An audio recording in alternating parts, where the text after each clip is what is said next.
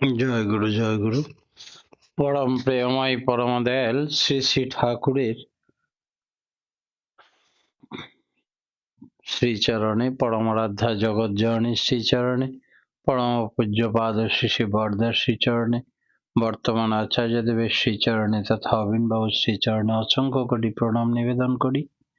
আজ অনলাইনে যুক্ত অমৃতপথ যাত্রী দাদা ও মায়েদের এবং ঠাকুরের পুত পবিত্র পাঞ্জাধারী কর্মীগণের যথাযোগ্য স্থানে আমার সশ্রদ্ধ আনন্দিত জয়গুরু ও প্রণাম জানাই।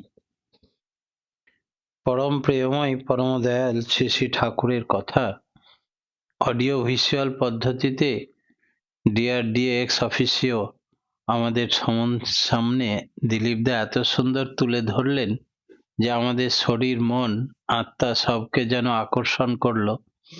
আমরা শুনছিলাম অদ্ভুত রকমে এবং গ্রহণ করছিল আমাদের শরীরের সর্বাঙ্গ, অমৃত বর্ষণ হচ্ছিল পরম প্রেমময় শ্রী শ্রী ঠাকুরের। এরপরে আর কিছু বলার থাকে না, তবুও দু চার কথা বলা।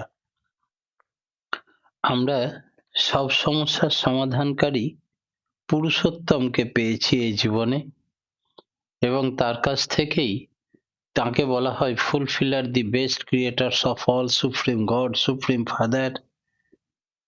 কলকাতা থেকে রামরঞ্জন চ্যাটার্জি দা সস্ত্রীক এসছিলেন। তিনি কল্যাণী স্পিনিং মিলের ম্যানেজিং ডাইরেক্টর ছিলেন।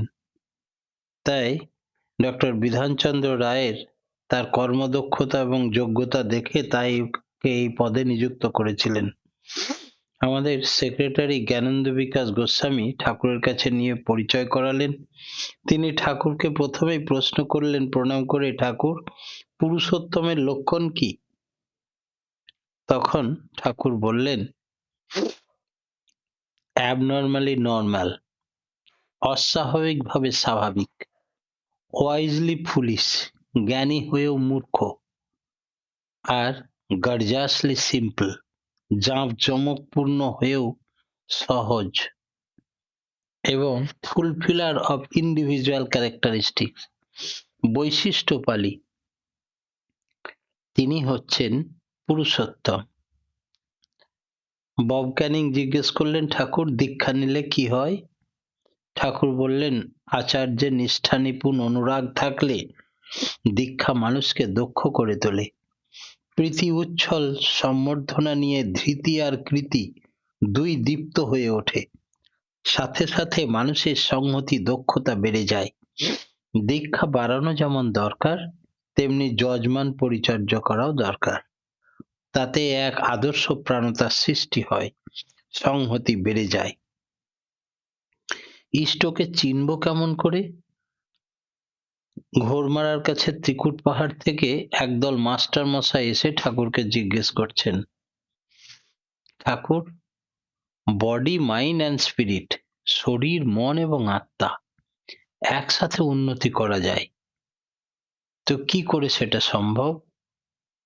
শ্রী শ্রী ঠাকুর বললেন, আমি বুঝি প্রথমেই দরকার ইষ্টপরায়ণ হওয়া, তৎ নির্দেশবাহী হয়ে চলা। এই আদেশ বিহিতভাবে পরিপালনের মধ্যে দিয়েই শরীর, মন, আত্মা সবকিছুই ডেভেলপ হয়। তারপরেই বললেন, সাক্ষাৎ সঞ্জয়তে শ্রদ্ধা, শ্রদ্ধয়া দৃষ্টিশুদ্ধতা, দৃষ্টিশুদ্ধতা হি বিশ্বাস, বিশ্বাসাৎ নির্বিচারতা, নির্বিচারাৎ ভবেৎ প্রেম,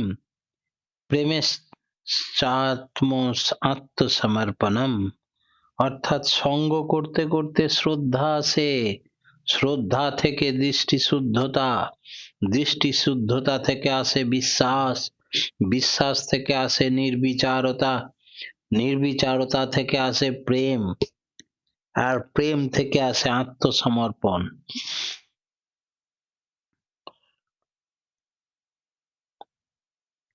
মহাপুরুষ যিনি হবেন তিনি কৃতকার্য হয়েই থাকেন, সাকসেসফুল ম্যান হন, আর তিনি সকল ব্যক্তি যে অবশ্যই মহান হবেন নয়তো কিছু মহাপুরুষরা সব সময় সফল সাকসেস ম্যান। এই সাকসেসফুল ম্যানের সঙ্গ করলে মানুষ সব দিক দিয়ে পরিপূরণ হয়। সকালবেলা 1965 সাল, শ্রী শ্রী ঠাকুর নিরালা নিবেশে বসে আছেন। ঠাকুরকে জিজ্ঞেস করা হলো যে যখন কেউ কোনো আঘাত করে, বন্ধু বন্ধুকে, ভাই বোন ঝগড়া, বিশ্বাসঘাতকতা, সমস্ত ব্যথা, কারো প্রাণে তুই দিসনে আঘাত, সে আঘাত লাগে ঠাকুর ঘরে, তাতে কি বিশ্বপিতা ব্যথিত হন? ঠাকুর সব শোনার পরে বললেন, নিশ্চয় হন। তাহলে কিরকম? বললে তোমাদের বিভিন্ন জাতির মানুষ সকলেই, কেউ বা সাঁওতাল, ইংরেজ, আমেরিকান, ভারতীয়, আরো অন্যান্য, সকলেরই সৃষ্টি হয়েছে পরমা প্রকৃতি বড়মার কাছ থেকে। আর বড়মা সহধর্মিণী আমার, কিন্তু হয়তো পেটে ধরেনি। কিন্তু তোমাদের মধ্যে যখন গন্ডগোল হয়, অশান্তি হয়, মারপিট হয়, ঝগড়া হয়, তখন সেই ব্যথা বড় মায়ের হৃদয়ে লাগে। আমিও খুব কুপিত হয়ে যাই। তোমরা সুষ্ঠু সুন্দর একে অপরের সহায়ক হয়ে উঠলে আমি পরম আনন্দ ভোগ করি। পরম পিতা শ্রী শ্রী ঠাকুর, তিনি আমাদের সকল সিদ্ধির আসন। তিনি বললেন যে ক্রাইস্টের ভাষায় ভক্ত যারা ছিলেন সবাই অলৌকিক ঘটনা নিয়ে ব্যস্ত থাকতেন। তাদের ভাইটাল ভাইব্রেশন, জীবনীয় স্পন্দনটা কি তা জানা দরকার। তাই ইলেকট্রন, প্রোটন, নিউট্রন আছে, নিউক্লিয়াসের চারিদিকে আছে ইলেকট্রন, আর ধুক ধুক করছে আবৃত বৃত্তাভাবে সেটা ঘুরছে। এই ধুকধুকানিটাই হলো ভাইটাল ভাইব্রেশন, জীবনীয় স্পন্দন। বাংলায় যাকে বলা হয় প্রাণন স্পন্দন। বেদান্ত পুরাণেও সেই সত্তা স্পন্দনের কথা উল্লেখ আছে। শাস্ত্র বলে এই সবের উৎসব হলো কারণ পুরুষ, ওয়াক্ত গুরু বা সন্ত গুরু, যার আবাস দয়াল দেশে, যা নাকি নির্মল চৈতন্যের ভান্ডার। এখানে শুধু কনসাসনেস বা চৈতন্য আছে, সেই সুপার কনসাসনেস, চৈতন্যের ধারা সৃষ্টির প্রারম্ভ থেকে অন্ত পর্যন্ত এই হলো শব্দ বা নাদ জগৎ। পরম প্রেমময় শ্রী শ্রী ঠাকুর প্রেমের পুত্তলিকা স্বরূপ। বহু মানুষ দীক্ষার আগে ভাবতে থাকেন ভগবান আর ঈশ্বর এক না আলাদা, যিনি ভগবান তিনি ঈশ্বর। তখন জ্ঞান ছিল না যে ঐশ্বর্য, বীর্য, যশ, শ্রী, ভগবান তিনি ঈশ্বর। জ্ঞান, বৈরাগ্য এই ছটি গুণের অধিকারী, অর্থাৎ সরৈশ্বর্যশালী যিনি, তিনি নিত্য ভজমান যিনি, তিনি সেবাপরায়ণ যিনি, তাকেই ভগবান বলা হয়। তাই ভগবান ভজমান বহু হতে পারেন। যেমন বলা হয় ভগবান ব্যাস, ভগবান বৈশিষ্ট্য, ভগবান মনু, কিন্তু ঈশ্বর এক এবং অদ্বিতীয়। ঈশ্বর সরৈশ্বর্যশালী। সরৈশ্বর্য মানে ঐশ্বর্য, বীর্য, যশ, শ্রী, জ্ঞান, বৈরাগ্য। তাই ঈশ্বর এক এবং অদ্বিতীয়। ভগবান শান্ত, কিন্তু ঈশ্বর অনন্ত। সাধনার ভিতর দিয়ে ভগবান হয়ে ওঠা যায়, কিন্তু ঈশ্বর ইচ্ছাময়। ঈশ্বর স্বেচ্ছায় নরবপু ধারণ করে পৃথিবীতে মাঝে মাঝে অবতীর্ণ হয়ে থাকেন। ভগবত্তা ঈশ্বরত্বের অধীন, দুইয়ের মধ্যে এতখানি পার্থক্য। তাই ভগবান আর ঈশ্বর সম্বন্ধে সঠিক জ্ঞান বোধে থাকা দরকার। এই বোধ কোনোদিনই জাগতো না যদি না পুরুষোত্তম দয়াল ঠাকুর শ্রী শ্রী অনুকূল চন্দ্রের চরণাশ্রিত হতো এত মানুষ। তাকে আশ্রয় করে আজকে জ্ঞান, বিজ্ঞান, ভক্তি, বিশ্বাস, চৈতন্য, বিবর্তন, শিক্ষা, দীক্ষা, জীবন, সমাজ, রাষ্ট্র, মনুষ্যত্ব, প্রেম, নিরাপত্তা বোধ, শিষ্টতা, লোককল্যাণ, শালীনতা, সত্যিকারের অর্থ কি, জীবনের উদ্দেশ্য, পরিচয়, সমস্তটা বাস্তবে বিন্যাস সহকারে মঙ্গল তাৎপর্যে সামগ্রিকভাবে তাকে নিয়েই জীবন চরিত্র মূর্ত হয়ে উঠত না। সদ্গুরু লাভ করা ভাগ্যের কথা, কিন্তু ঠাকুর অনুকূলচন্দ্রের মতো সদ্গুরু লাভ করা মহাভাগ্যবান তারা। শ্রী শ্রী ঠাকুর শেখালেন, ঈশ্বর আকাশে কোথাও এক নির্দিষ্ট জায়গায় থাকেন না। তিনি সবকিছুরই উৎস, অথচ সর্বব্যাপী। তিনি বোধস্বরূপ, জ্ঞান স্বরূপ, অথচ বোদ্ধা বা জ্ঞাতা নন। ঈশ্বর অনন্ত হয়েও এক, খণ্ডিত হয়েও অখণ্ড, পরিমাপিত হয়েও অপরিমেয়। তিনি পরম কারণিক, সর্বেশ্বর, অথচ সমস্ত কারণের কারণ, সমস্ত জীবনের উৎস। আপাত দৃষ্টিতে এই কথাগুলো দুর্বোধ্য মনে হতে পারে, কিন্তু গভীরভাবে ভাবলে দেখা যায় কথাগুলি একে অপরের বিরুদ্ধ ভাবাপন্ন নয়, বরং অত্যন্ত যথার্থ। প্রথমে ঈশ্বর শব্দের ব্যুৎপত্তিগত অর্থ কি জানা দরকার। অর্থের শ্রী শ্রী ঠাকুর বললেন, শব্দের ধাতুর মধ্যে থাকে ওই শব্দটির আসল অভিপ্রায়। অর্থাৎ প্রত্যেকটা শব্দকে ভেঙে ঠাকুর ভাবার্থ দেখিয়ে বুঝিয়েছেন। শব্দের মৌলিক অর্থ জানতে বুঝতে পারলেই ধাতুগত অর্থটিকে বোঝা যাবে।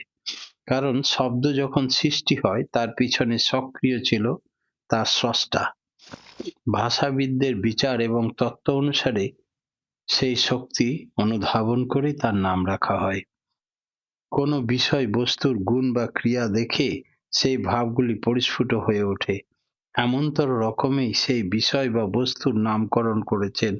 তাই পৃথিবী যার থেকে সৃষ্টি হয়েছে তার নাম সূর্য। সুধাতু, জীবনকে ধরে রাখে যা, তার নাম ধর্ম, ধৃধাতু। এইভাবে প্রত্যেকটি শব্দ বিশ্লেষণ করলে দেখা যাবে যে ধাতুগত অর্থের মধ্যেই লুকিয়ে থাকে ওই শব্দের আসল তাৎপর্য। কোনো শব্দই বৃথা বা খেয়াল খুশি মতো সৃষ্টি করেননি বিধাতা। শব্দের এই মৌলিক তাৎপর্য উদ্ঘাটন করে যিনি গূঢ়া অর্থটি ধরতে পারেন, ভাষা তার কাছেই জীবন্ত হয়ে ওঠে, সার্থকতা লাভ করে। তার শব্দ প্রয়োগ হয় অমোঘ এবং যথার্থ। লোকের প্রাণে তা অনুরূপ সারা জাগিয়ে তোলে, তাই চেতনা প্রবুদ্ধ করে তোলে। শ্রী শ্রী ঠাকুর অনুকূলচন্দ্র এমনতর সার্থকভাবে শব্দের ব্যাখ্যা করে জানিয়ে দিয়েছেন প্রত্যেকটি শব্দের আসল অর্থ কি। বলেছেন, ঈশ্বর শব্দের মূলে আছে ইস ধাতু, যার অর্থ হলো প্রভুত্ব বা আধিপত্য। ঈশ্বর সবারই প্রভু বা অধিপতি। প্রথমে আমরা প্রভু শব্দের তাৎপর্য বোঝার চেষ্টা করি। প্রভুর মধ্যে আছে প্রভু, প্রকৃষ্ট রূপে হওয়া। তিনি প্রকৃষ্ট রকমের সবকিছু হয়ে উঠেছেন। এই বিশ্ব দুনিয়ায় অতি বৃহৎ থেকে আরম্ভ করে অতি ক্ষুদ্র পর্যন্ত যা কিছু পদার্থ, সবই তার থেকে সৃষ্টি হয়েছে স্ব বৈশিষ্ট্য বজায় রেখে। এক বিশেষ রূপে উদ্ভূত হয়েছেন, যেমন জল, মাটি, গাছ, মানুষ এক বিশেষভাবে উদ্ভূত হয়েছেন। সবকিছু ঈশ্বর থেকে, কিন্তু প্রথম সৃষ্টি হয়েই তারা আজকের মতো এমন অবস্থায় পৌঁছায়নি। বিবর্তনের ফলে ধাপে ধাপে অতিক্রম করে বর্তমান অবস্থা লাভ করেছে। সেই ঐশী শক্তির নানা রূপ বিকশিত হয়ে ওঠা, এই ওঠার সম্বেগের মধ্যে অন্তঃসূত ছিল বিহিত প্রক্রিয়া।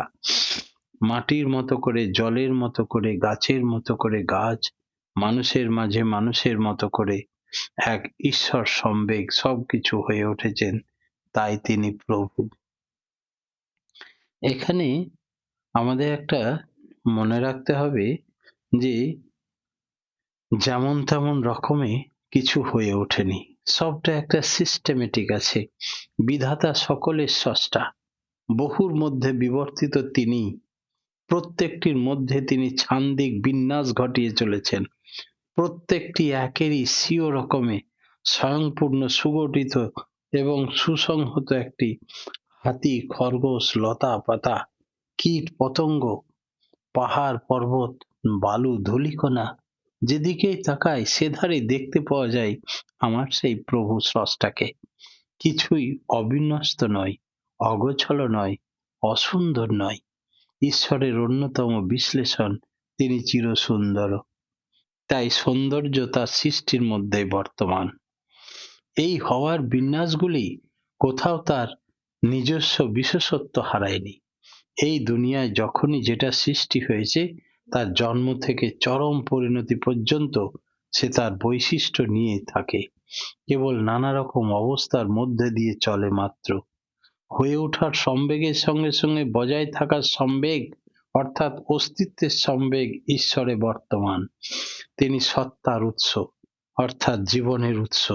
তাই জীবন যাতে বর্তমান থাকে, উচ্ছল হয়ে ওঠে, সেই পথের নিশানা পাওয়া যায় ঐশী বিধানের মধ্য দিয়েই। অস্তিত্বকে রক্ষা করার জন্য দুটো ব্যাপার প্রয়োজন। এক, জীবন যাতে রক্ষিত, পালিত, পোষিত হয় তেমন ভাবে চলা। দুই, জীবন বিরোধী যা অস্তিত্বকে বিনষ্ট করে, ধ্বংস করতে চায়, তাকে প্রতিরোধ করা। ঐশী বিধানের মধ্যেই দুই শক্তি ক্রিয়াশীল। এই জন্য ঈশ্বর এবং সচ্চিদানন্দময় তুমি অসৎ নিরোধী। অসৎ অর্থাৎ সত্তা বিরোধী, যা মৃত্যুপন্থী, যা জীবনকে ক্ষীণ, ক্ষুণ্ণ, জীর্ণ, অবসন্ন করে তোলে। ঈশ্বরের বিধান তাতে চূর্ণ করে, ক্ষয়ে নিঃশ্বাস করে ফেলে, নিঃশেষ করে ফেলে। ঠাকুর বললেন, ঈশ্বর জীবনের মর্ম, মরণের নয়। আরো বললেন, ঈশ্বরই সাত্ত্বিক সম্বেগ, ঈশ্বরই জীবনের উৎস, অসৎ নিরোধী পরাক্রমের পূত দীপনা। জীবন পিয়াসী যা, কল্যাণের পথে যারা চলে, অপরকে চালাবার প্রেরণা যোগায়, তারাই ঈশ্বরের আশিস ধন্য মানুষ। যা জীবের শাশ্বত কল্যাণকে রুদ্ধ করে, সাথে ঈশ্বরের কোনো সম্বন্ধ নেই, ও পথ ঈশ্বরের বিপরীত, শয়তানের পথ।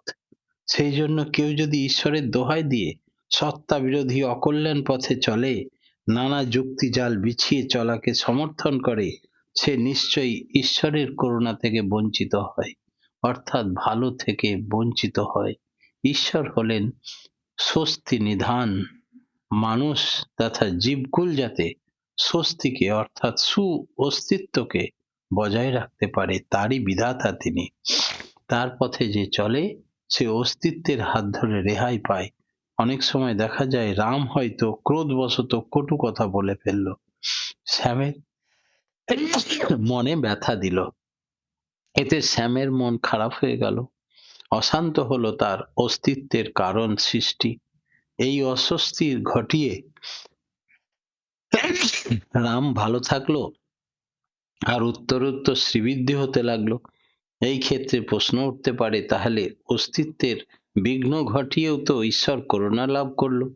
উত্তর হলো, সবটুকু না দেখে কোনো কিছুর বিচার বা মন্তব্য করা যায় না। শ্যামের মনে অস্বস্তি ঘটিয়ে আজ হয়তো রাম ভালো আছে, কিন্তু মানুষের মনে ব্যথা প্রবৃত্তিটা রামের ভিতরে রয়ে গেল, অপরের মনে আবার ব্যথা দিল। সে যে দুঃখ পেতে পারে, তার সেই ক্ষোভ আর অপমানজনের মধ্যে সঞ্চারিত করে পাঁচজনের মতো তার বিষাক্ত করে তুলল মনকে। এই সম্বন্ধে রাম সচেতন হলো না।